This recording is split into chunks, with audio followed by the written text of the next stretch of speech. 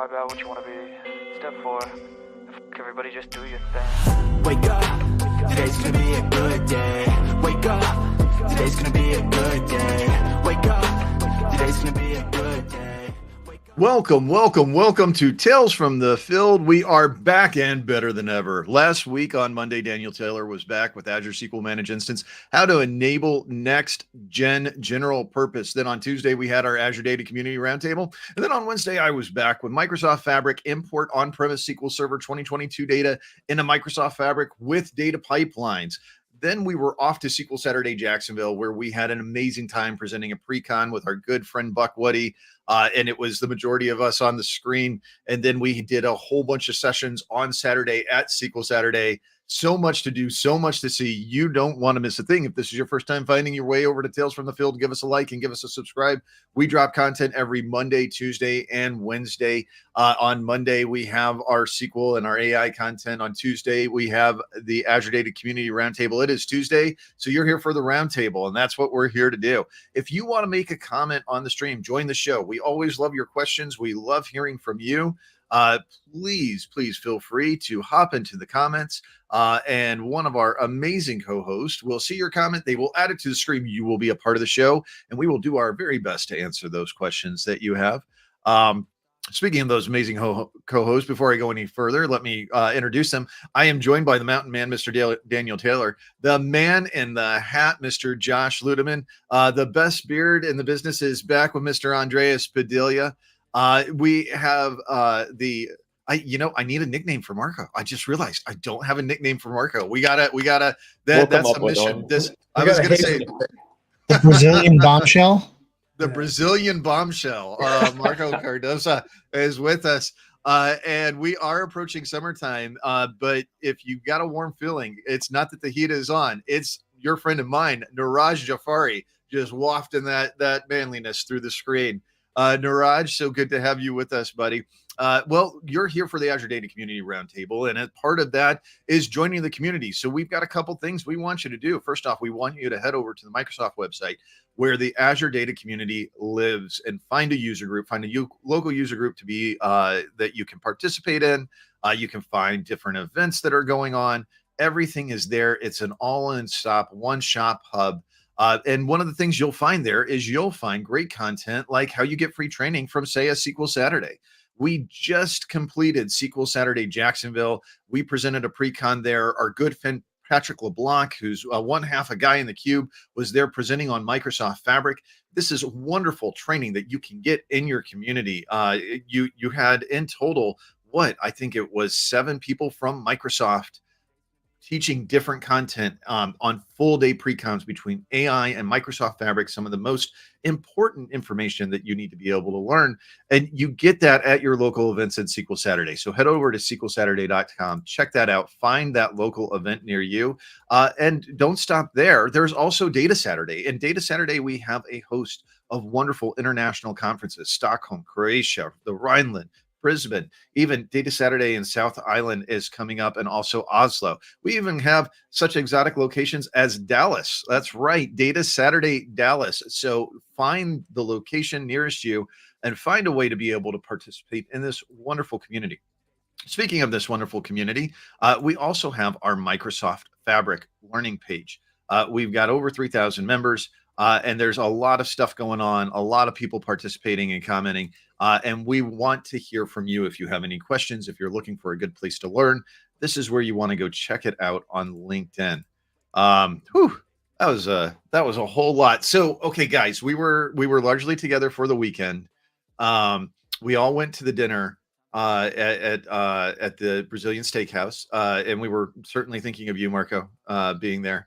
I wonder if we call it Brazilian steakhouse in the US, but I've never thought to ask this. The experience is supposed to be that they bring meat to the table, they slice it off, and you get what you want, and then the waiters go around from table. Is that actually a Brazilican experience, or did we just Americanify? They just call that a steakhouse, Brad. They just call it a steakhouse. No, we actually do have those here. Actually, the restaurant you guys went to is Brazilian, and we have them all over the place here. Oh, okay. So Fogo de Chao is a legit Brazilian restaurant, and that's a legit experience.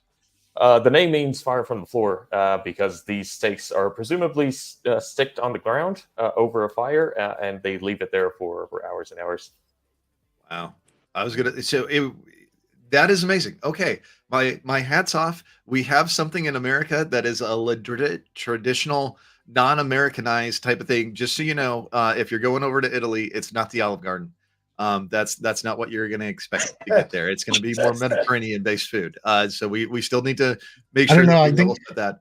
Brad, I think we could do a whole episode diving into Fogo de Chao and probably figure out how Americans screwed it up between Brazil to here. So, Well, you're it probably can be not done. wrong, but I got to tell you, the candied bacon to me, I mean, there's so many wonderful meats, so many wonderful treats that we had, but that candied bacon with a little bit of spice to it, oh, I took a picture of that and I had to text that to Tom LaRock because, of course, when I think of Tom is actually in my phone as Sir Thomas the Bacon Man LaRock. So I don't know how other people have him in the phone, but if bacon isn't associated with his name, they're doing it wrong. Andreas, talk to me, Goose. What was your favorite thing that you had at the steakhouse? Oh my God. I mean, I can break it down simply for you. I just want the meat. That's it. Doesn't matter, all shapes, forms. What is it? Anything like the Wendy's commercial. Where's the beef? Just bring it. I was a little bit annoyed by the speed of the waiters. They didn't come enough, to my side of the table. They came to your side of the table, but they didn't come to my side of the table. Well, It must have slipped a 20. I was going to say I pulled something that I was surprised nobody else caught on and nobody else did. When they came around with the T-bone steak, they're handing out the New York strip side. And he gets to me and he goes, T-bone. And I go, yes. And he takes the New York strip down and he puts it down. And I go, hey, can I get one of the filet side? And he goes, yes. And he had not given out any filet thus far. And he put down the filet on my plate. Beautiful and it was wonderful. It was everything I expected it to be, but I noticed nobody else did that, and he literally walked away with the plate full of filet, but with most of the New York strip gone. And I was just like, I don't get why nobody else caught on to that. So but the filet was fantastic, and then when they came around with the filet, oh, that was even better. All right, well, now that I'm hungry, I haven't had breakfast yet, and I've got this like keto soft baked breakfast bar that will be I'll be daydreaming of filet mignon as I'm trying to go through that. Speaking of something that I always daydream of, I of course daydream over the amazing and wonderful. Oh, Josh, you got something. Yes, you both buried the lead, and then we can transition, and I will let you go. Picanha. Continue on, sir. I'm gonna give a hot take here, but compared to the filet, just not sold on the picanha. I'm okay with hot it. Hot take doesn't mean what you think it does. Yeah, Marco has decided to quit. He shook his head, took his camera off, and he No, was no, no. like, I cannot be a part of this. So Marco, and here's the thing, because I want to know if they're doing it right. What is picanha to you? What when you hear picanha, how would you do a preparation of a picanha steak? Salt and fire. That is it. Yeah. That's all you need. Yeah. And it wasn't bad. I didn't feel the seasoning was that heavy. I felt like the best seasoning that I had all night was on the filet. I really felt like I tasted the salt, the pepper on that, and you can kind of taste the fat from the meat soaking into the salt. It was perfectly done. I just felt like the picanha should have had more flavor to it, and it was just like, I mean, it was good meat, but it's like I want a little spice. I need a little flavor to it. So maybe they're doing it wrong. I'm just saying. Wouldn't strike me as surprised that the Fogo de Chao in America maybe not exactly doing picanha right. And I need a new transition. Thanks for interrupting me for that, Josh. I mean, way to go. I mean, talk about bringing us down. But You're you know who's going to lift us yourself. up? It's your friend of mine, Neeraj Jhaveri. Neeraj, you've got Data Factory Spotlight, Semantic Model Refresh. What have we got going on here? Not a meat refresh, but definitely something related to data factory refresh. So we have two ways to do the copy data, right? One is data pipelines, and one is data flow Gen 2. Now semantic models were one of the things that was introduced in Fabric, and now I think it's in private preview or public preview, where you can do a semantic model refresh activity in there. I mean, Alex is showing you how to go into your semantic model, how to go and schedule your refreshes. You can time it out. You can make your own ways to do it up, and then on there are a couple of other stuffs. That's definitely. And then one thing that he definitely puts is refresh operation parameters at the bottom, where you can do wait on completion, commit mode, max parallelism, retry counts. So that is something that you definitely want to do it up there. So definitely something that people were asking for it, and good to have it on the pipelines at Fabric. Very nice. As a matter of fact, we've got a video on the channel for that. We did that just recently. Hello to Henry Rogers out there. Here we go. Hey, Henry. I hope you're well. Dan chimed in with us Tuesday. And Josh had chimed in with Dan's video, taught me how to be an enabler, my favorite role, the enabler.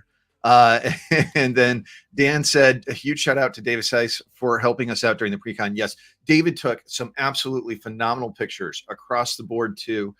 He did a great job. He was learning and he was so active and he was asking so many questions. I had no idea how active he was as a photographer. He got beautiful pictures for the event that we could use with an event write-up. And I really appreciate David's help. He also tech reviewed the GitHub, and we should probably throw the link out here at some point in time, but we have a GitHub repository for our AI pre-con that we did. And it is free. It is open to the public, so anybody can go out there and grab it. So we definitely encourage you to go through. Josh? I was this close to adding it to one of my links, but felt like it was over that line of self-serving that we've talked about before, that I was like, I tell you what, find it, throw it in the stream, and then make sure that I have it afterwards. I'll put it in the description of the video with the different content. And so speaking of great content, I'm going to go over to our good friend Kuhn Verbeck. And man, I don't know how many weeks in a row we have had Kuhn on this show, but it's like when he stops writing great blogs, we'll stop having him on, and he is just nailing it out of the park over and over again. Microsoft Fabric Lakehouse, optimize and vacuum to clean parquet files. This is a wonderful tutorial. He's gone through multiple different tips of the inner workings of Microsoft Fabric, the way that Data Warehouse works, the way that Lakehouse works. This is specifically a tip for Lakehouse. In Data Warehouse, we manage the optimize and vacuum portions for you, but this is something you have to do in Lakehouse. Now, if you've been a Databricks customer or you've been working with Spark for years, this is something you'll be familiar with. But what he does is he goes through, he creates a table, he does some partitioning and some insert values of data. He creates the parquet values that we have as part of the transaction log. And then he shows the settings specifically of how we make sure that our run vOrder optimize is enabled. But also he goes through and takes a look at the log files that are created within the Delta log. And he shows how we can actually go and vacuum those. What is the setting? What would we like the setting to be? So the really nice thing is this is actually in the GUI, in the portal for Microsoft Fabric. So you don't have to do this. You can run this. You can put it into a notebook. You can run it as a script. You can trigger it via a pipeline. You could also have it vacuum unreferenced files by a certain number of days if you want to have it manually take care of this for you so you don't have to do this. Overall, really, really great stuff. I enjoyed reading this article, Kuhn, and I'm very thankful that we've got it out there. It was a great way just to know how to be able to expand on these different points. Talking about expanding on different points, there's something that we're always asking for at Microsoft, and that's feedback. And that takes me to our amazing next blog from Mr. Daniel Taylor, giving feedback on Microsoft Data Platform Tools by Lewis Davidson, Dr. SQL himself. It was great to see him up in Jacksonville. Dan, what do we got here?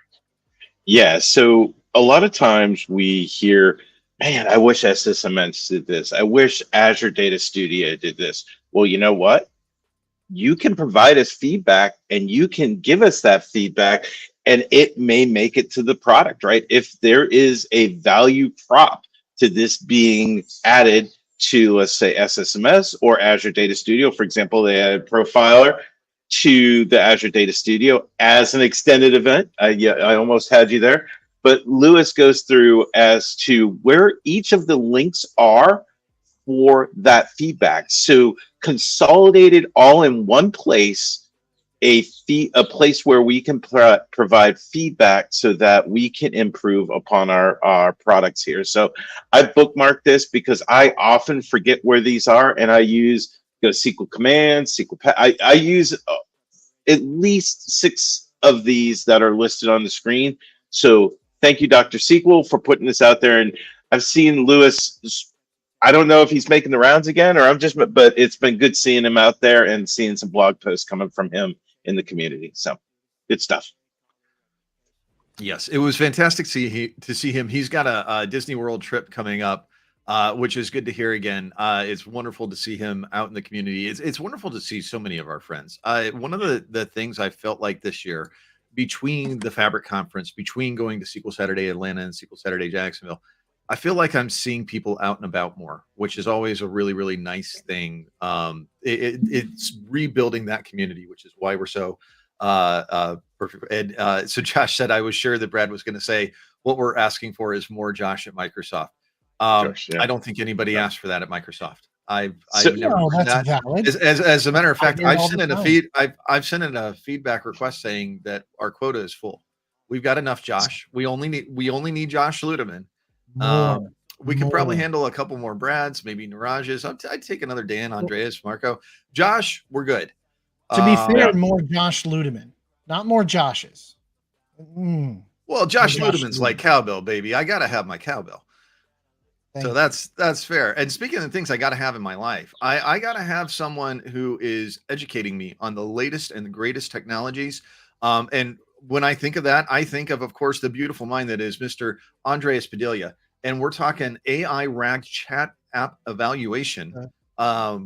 Andreas, I mean, that flows so well, it could almost be a rhyme in a bar somewhere. I mean, what do we got going on? Bring it home. Pamela Fox from the DevDiv team put this great post out there about 3 months ago, and I just stumbled upon it. I love it because I'm getting more and more questions from customers who are like, hey, I want better quality answers from my prompts. How the heck do I do that? How do I start making, fine tuning those prompts and making sure I'm getting the appropriate answers?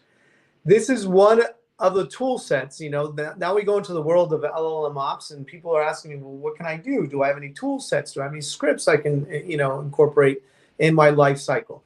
Well, Pamela shows us that they have this really cool RAG chat evaluator script tool, and it's really easily deployable. There's a GitHub repo off of the video, and it shows you how to tie in your chat app that already exists, and then point this chat app RAG evaluator to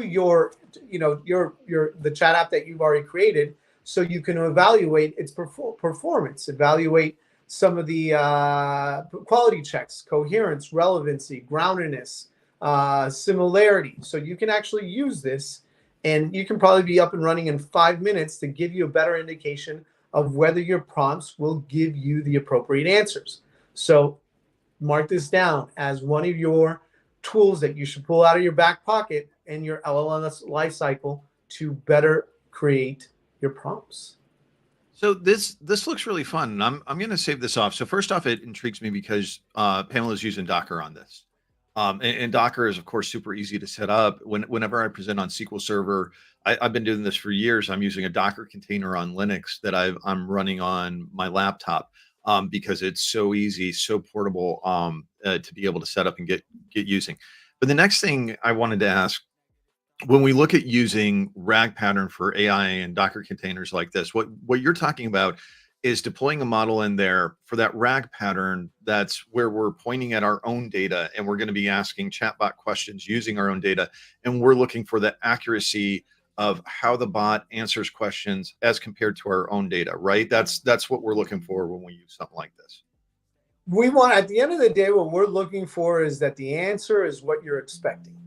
Whether it's within the range, whether it's very specific, there's scenarios where you're going to want to be, hey, I need, for medical scenarios, you want to be very precise with that answer.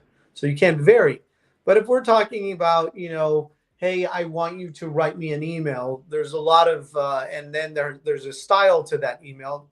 There could be a lot of, explore the space types of areas. So What I like about this script that Pamela put out there is that you can start playing with some of the parameters, temperature, top P. You can start working with some of the relevancy parameters that you have.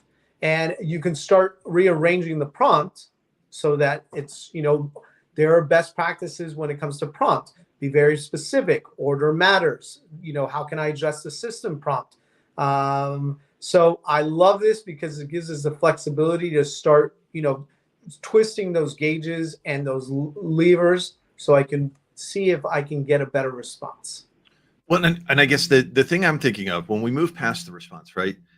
We got a question in our pre-con. There was somebody in there from a consulting firm, and they said, I want to have a chat bot, and I want to be able to use the blogs that we've put in place to be able to have a chat bot where I can ask it a question and it can use this as reference material. When we look at the RAG pattern, we could take, like, for example, we've got a fast track blog, right? And we've got tons of great things that our colleagues put in place.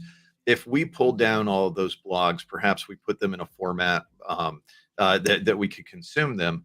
We could create a bot app that's using, all of those blogs as a framework to say either, hey, do we have anything written about this or something on content, or what's some guidance associated with this? And then we could look at those blogs to be able to see, as you were saying, temperature, things of that nature. And we could, so the real world example would be, we could take and create our own knowledge base and then have a chat bot that we could utilize off of that. And many companies might have that. Like you were saying, doctors, maybe medical firms, then you've got lawyers and you've got, case law and stuff like that. But this is one of those things where you could index your own works and then ask questions about it to be able to pull up relevant information very quickly, right?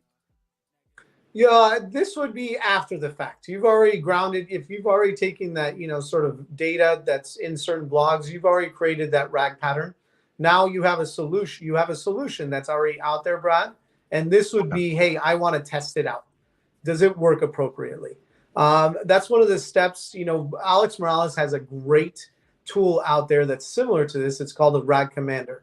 And inside that RAG Commander, what you get is the ability to twist all those knobs, maybe change the embeddings, maybe change the chunking, maybe change that temperature, maybe change the stop.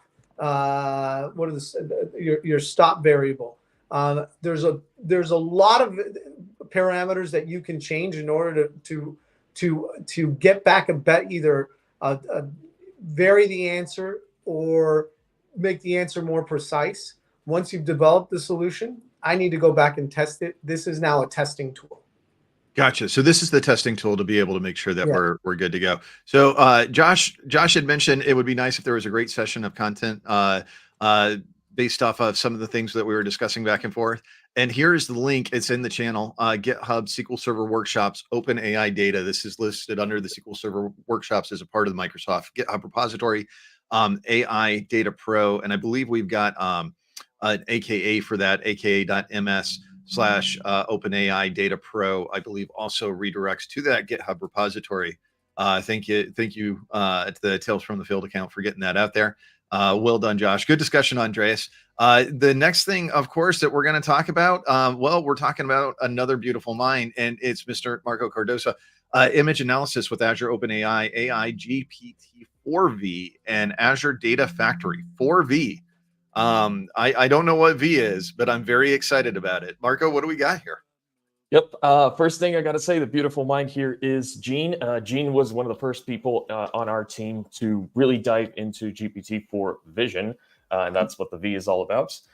She had a blog a while back about video analysis, and this one not only covers image analysis, but it also has all the code. So if you go into the blog, you'll see that she published this under AI in a box. And so this whole solution, you can deploy it with a single command using the Azure Developer CLI. Super easy to do. And one thing I love about Jean's stuff is that she builds it correctly from the get-go. So you'll see that when you deploy this stuff, you get Key Vault, you get all the service connections done right. Of course, this is a sample scenario. It doesn't, automatically solve a problem for you, but it lays out all the groundwork you need to start using GPT-4 Vision to analyze images, ask questions about video, do retrieval over video, all of that under Azure Data Factory as this big orchestrator that does all of this stuff for you. I also like how she breaks down the steps so you're not lost with all the resources across Data Factory and the Azure portal. So she walks through the solution, really simple to follow along as always, and a lot of great links, a lot of great information there.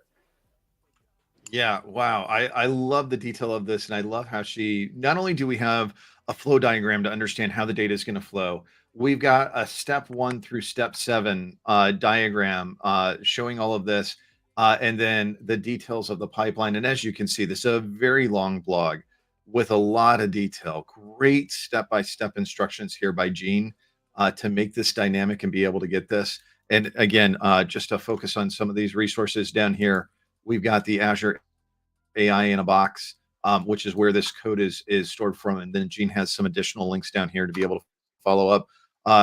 Marco, I love this. Great work finding this one. Great work, Jean. You had asked earlier in the pre-show, you had said something along the lines of, did we cover Jean's blog? And I'm thinking, well, yeah, we've covered a lot of Jean's blogs on here. This was the one you were talking about. We had not covered this one yet. And oh my goodness, that's awesome. I can't wait to dive into that more. Speaking of something that I can't wait to dive into, there's always a point in time in the show when we get a little title that just makes my heart aflutter, and it comes from a beautiful mind. And you know who that beautiful mind is. It is the man in the hat, Mr. Josh Luedeman, with introducing job queuing for Notebook in Microsoft Fabric by Santosh. Santosh is actually someone that we're planning on having on for our Fabric live stream in 2 weeks from today. So make sure and note that down. He'll be in here talking about some of the great things that's happening with Spark. But Josh, you walk me through it. You had me at hello with this blog post. And it's a great segue, almost like I planned it, right? No, I did not at all. I actually just found this great article, a job queuing for notebooks in Microsoft Fabric. So people might be looking at the title and going, well, yeah, I could put notebooks in pipelines already. What the catch was that not everybody recognized was in Fabric, if your capacity was used up and that notebook tried to run, the pipeline wouldn't wait for more capacity. It would just say, an error out, and you had to restart it. What this new feature is actually if the pipeline goes to run and there's not enough capacity for it to run available, it'll actually sit there, wait for the capacity to open up, and then run. So you're not having to put in retry logic to catch, when that would happen. And frankly, if you're living just tightly within your capacity, that could happen quite often. So this is, for me, this was like another one of those, great operational features that I wanted to bring in front of the group here and in front of the audience, because me, I'm a sucker for these ones, the things you don't always think about building a demo and stuff like that, real world. Absolutely. And it's really neat because based off the capacity unit shows how many jobs that you can actually be able to queue, what your queue limit is. But it's nice if you think about this. It's always funny to me how we start out with these systems that we go, oh, it's so much better than SQL, and it's so different. And then we build a lot of SQL-like functionality into things, right? When we started out with Spark and we started out with NoSQL, it was immediately, how do we get ACID into it? Well, we've got optimistic ACID using, Delta and Delta log tables. Now we're looking at how do we actually do proactive queuing for a job, and queuing is something that we've had in SQL Server for quite some time. To be able to help with the OS way that we queue things. I love seeing these things come into big data technologies because it always feels very full circle to me. But it is important to note that if you're using Spark, you're looking at this job queue link, you want to understand how your Fabric SKU equates to what your queue limit is. Great stuff, Josh. Really, really enjoyed that. And I'm also looking forward to hearing from Santosh next month. Speaking of something that I'm looking at, or someone that I'm looking of hearing for, of course, I'm always excited to hear from this man. And it is the one and only Neeraj Jhaveri, introducing modern data governance for the era of AI by Karthik Ravidharan. Neeraj, what do we got going on here? So, we did speak of AI a lot this past weekend in Jacksonville. That's a new way to go, right? Everything is AI. But definitely with the AI, there are chances of cyber attacks, there are chances of irregularities, data problems, all the stuff. So governance is definitely going to be a big thing in there. Purview is the way to go. Purview has most of the tools that could help you out identify your governance issues. It's definitely user friendly. It's my modern data governance. It has the applied standards that you're looking for. It can also have the AI capabilities that can do the end-to-end ecosystem of the AI things. And definitely protection, security that you're looking for it is up in this tier. Definitely has also the industry standards in there, right? I mean, definitely you want to make sure that it follows the best industry practices and all of them, and it's in the purview. So definitely something to I would recommend you to go up and explore that option for you on the data governance part of it.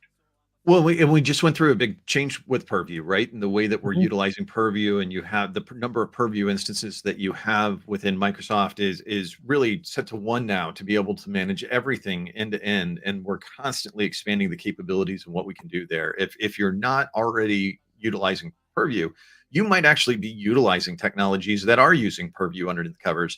And it would just behoove you to go all in on that and be able to understand your entire data estate that you have on Microsoft, understand the sensitive data that you have in place. So that way you're making sure that your security is set up correctly. Neeraj, we did a presentation last year on this at Live 360, and it was a hit. We had a surprising number of people in the room. I was expecting that we were going to get a handful of people for Purview. The room was packed. I mean, it was standing room only in the back, and we got a lot of questions about Purview. Yep, I was just talking to I think Andreas in SQL Jacksonville was.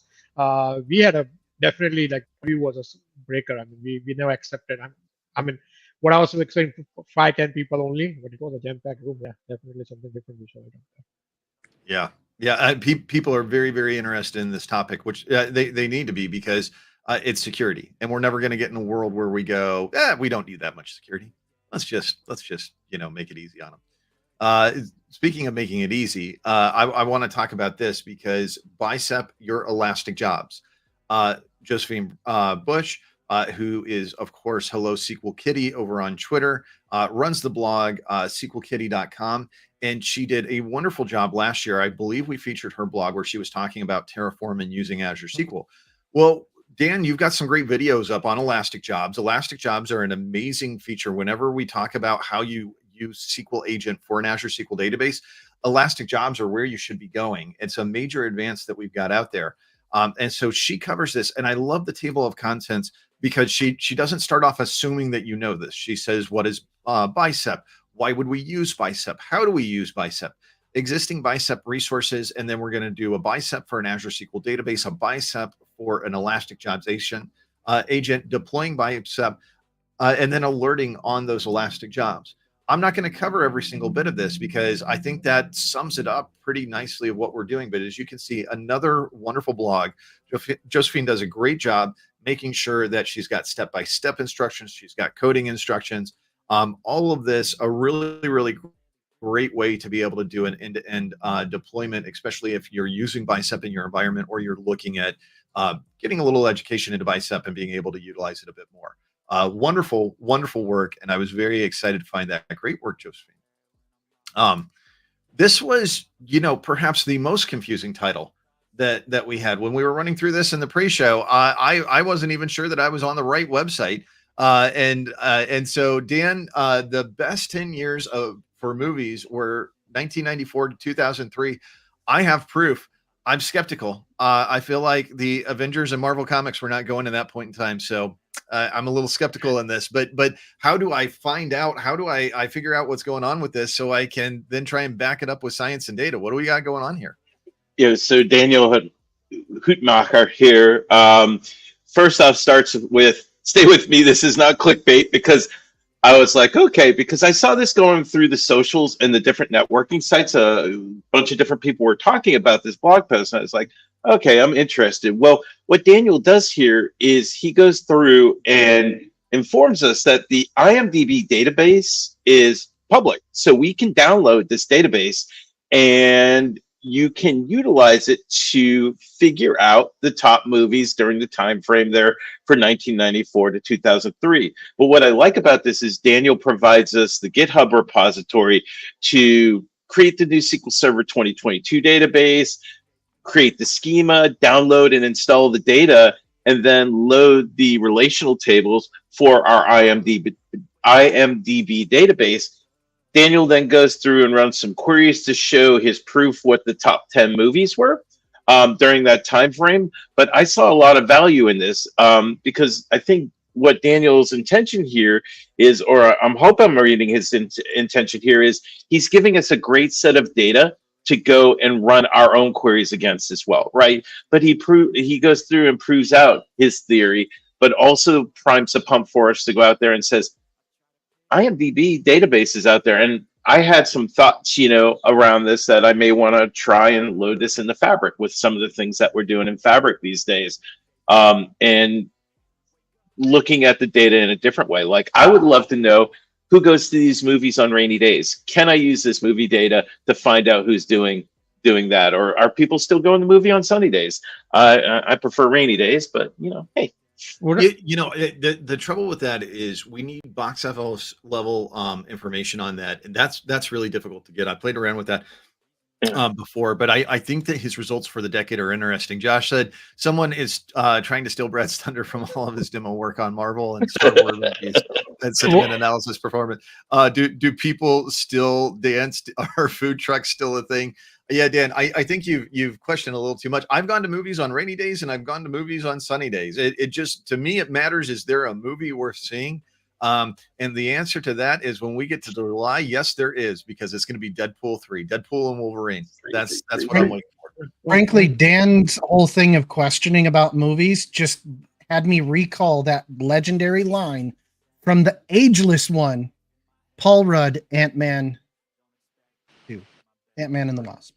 What was it? Look at us. Who would have thought? Huh?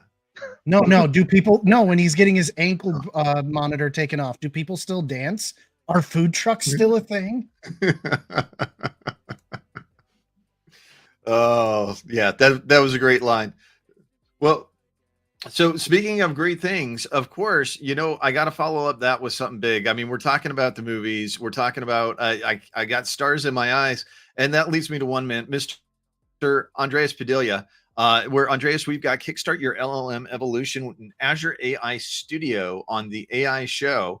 What do we got going on here, Andreas? Did I lose Andreas? Andres is frozen like the glaciers in Antarctica. Frozen. Wow. Okay. Well, I'm gonna do my best impression of Andreas, which would go something like, "Well, Brad, so LLMs, AI, optimization, and then we look at ML Studio and OpenAI. It's the best, and then some other terms. How'd I do? I think you did pretty good, but the interesting thing I'll bring up is AI Studio is going to be going over some aesthetic changes, so you might even see differences too between this video and what you see in the portal today. There's a lot of interesting things going on with that team lately that, yeah, it's definitely worth checking out. AI Studio. I was going to say, if only we had somebody who taught a pre-con on AI Studio recently to be able to chime in, but it looks like Dan is currently off. Oh, there we go. Sorry, I was actually, I blanked the screen because I want to step away and I'm trying to find it.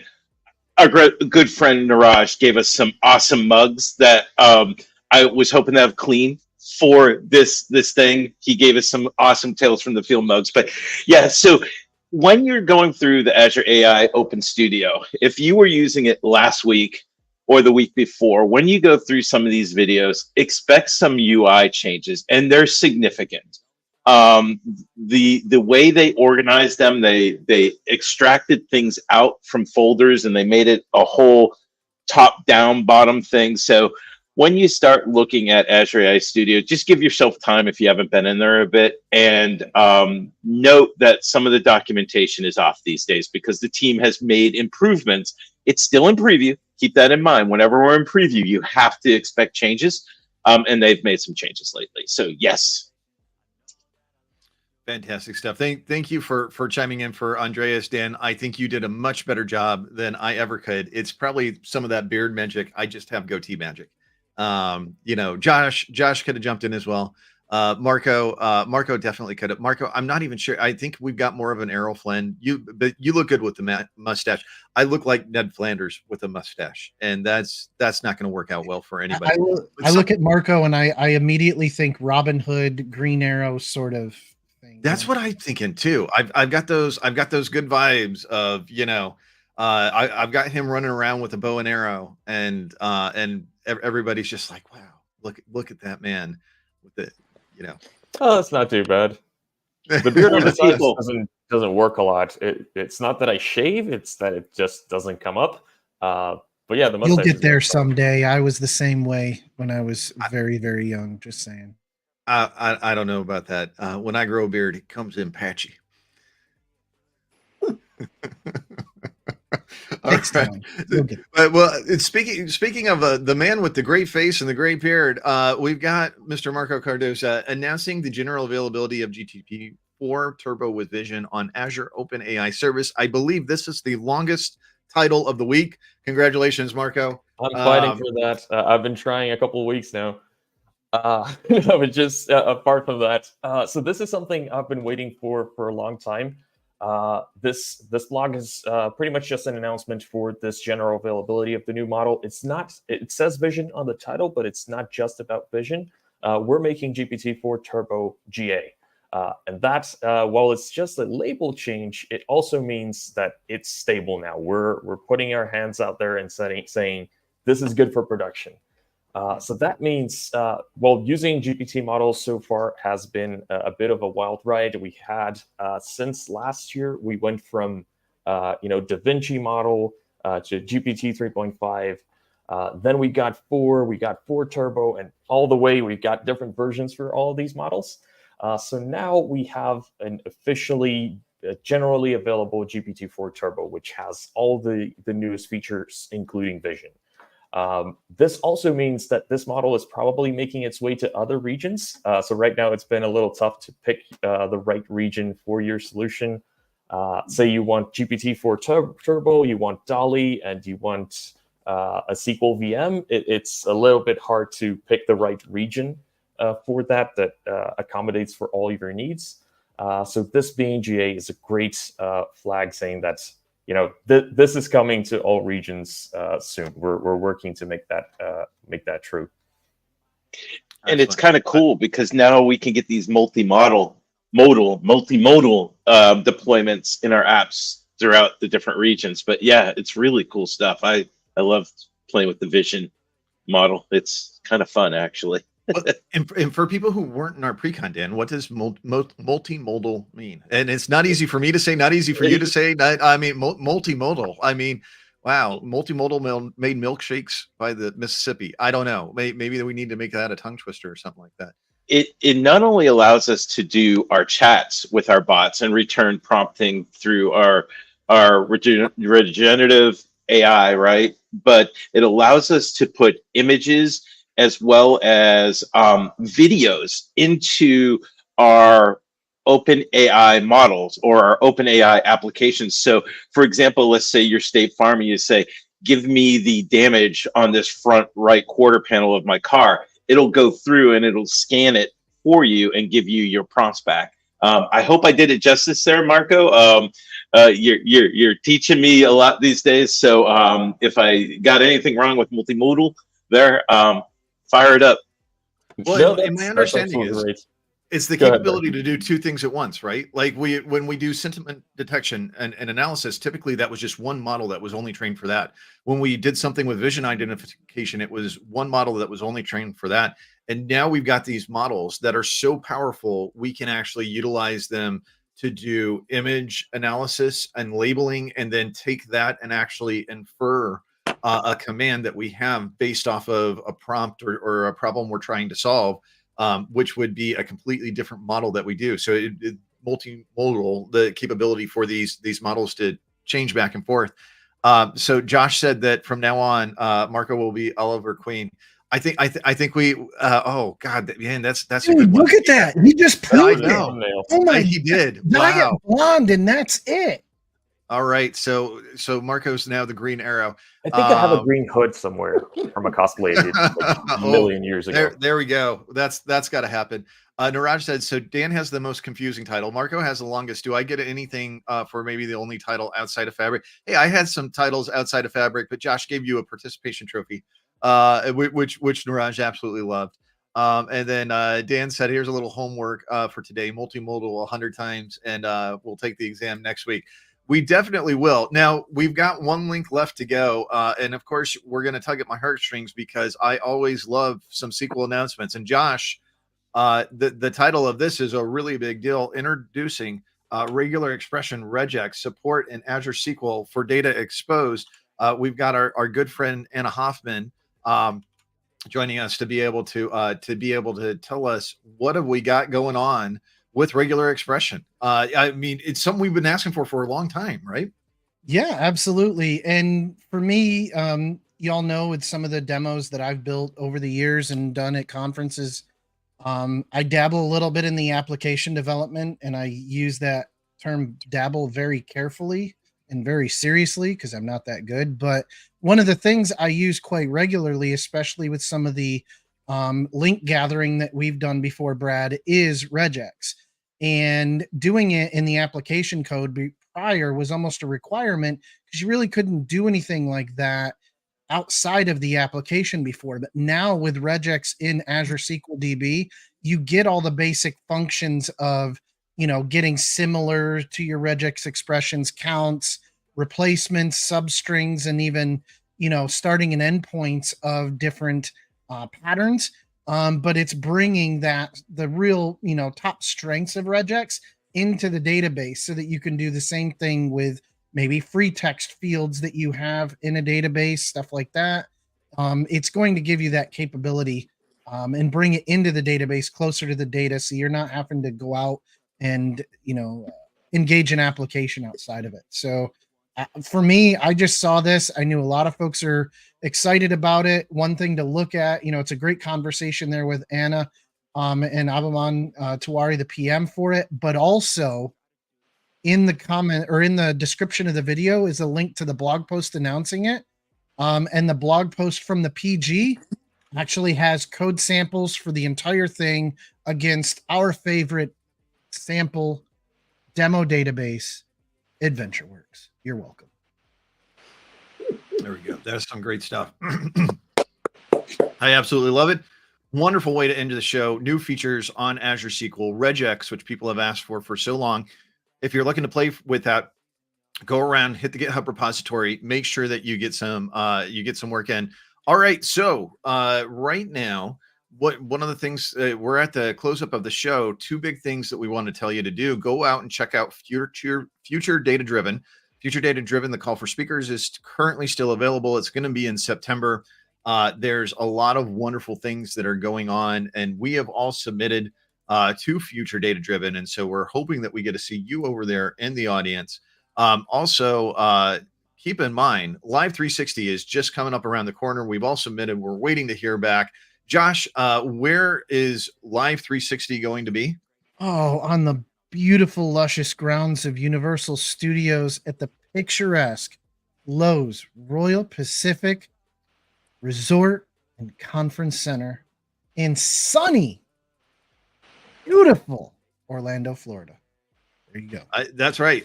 You don't want to miss this out. This is my favorite conference every single year. Wonderful luau, dessert luau. It's a wonderful time. Bring your family or just bring yourself, right? If you want to bring your family, Live 360 is the place you want to be. It's your key pass that you get when you stay at the Lowe's Royal Pacific Resort. It's good for a 2-park fast pass. So after you're done filling your brain, go and relax and ride roller coasters, take the family, have some fun on a perfect getaway. It is the week before Thanksgiving. The park will already be decorated for Christmas. They will have a lot of festivities going on. They always have this amazing gingerbread house with a train going around it and some big Christmas trees at the front of the Lowe's Royal Pacific Hotel. One of my favorite things to see every single year. So make sure you head over to Live 360. Go ahead and reserve your date. We're hoping we're going to be there, and we've got our fingers crossed. All right. Anything else that we need to cover, guys? So I am heading to the Orlando user group tonight. and I'll be doing a presentation over there. I'm going to be doing harnessing the power of Microsoft Fabrics. Oh, and Andreas has, more importantly, don't forget National Hamburger Day. More importantly, thanks, buddy. No, go and get your hamburgers. Why not, right? Absolutely. Neeraj, I'll throw an Impossible Burger on the grill for you, and we'll rock out with a good time. Anything else that we need to cover? National Hamburger Days on a Tuesday. Yeah, that's what I We thought. can talk about that later. Sorry. Yeah. It's like pineapple. on it. There's a place nearby, Best Burger Bar, and I did the burger challenge. Full pound of meat, 5 cheeses, 8 strips of bacon, loaded up. Oh, it was massive. It took me And about the quadruple bypass for Brad. I had that for lunch. I didn't eat dinner. I wasn't hungry until breakfast the next day. So when you look at it, $13 for a burger. And I was like, that's not bad. Didn't even need any fries, and it filled me up for 2 meals. All right. Check out your hamburgers. Check out the different conferences. I think that's it for us. For Josh Luedeman, Daniel Taylor, Marco Cardoso, Andreas Padilla, Neeraj Jhaveri, I'm Bradley Ball. Thank you so much. Be good to one another out there, and thank you for joining us on Tales for the Build. Bye, everybody. Wake up, today's gonna be a good day. Wake up.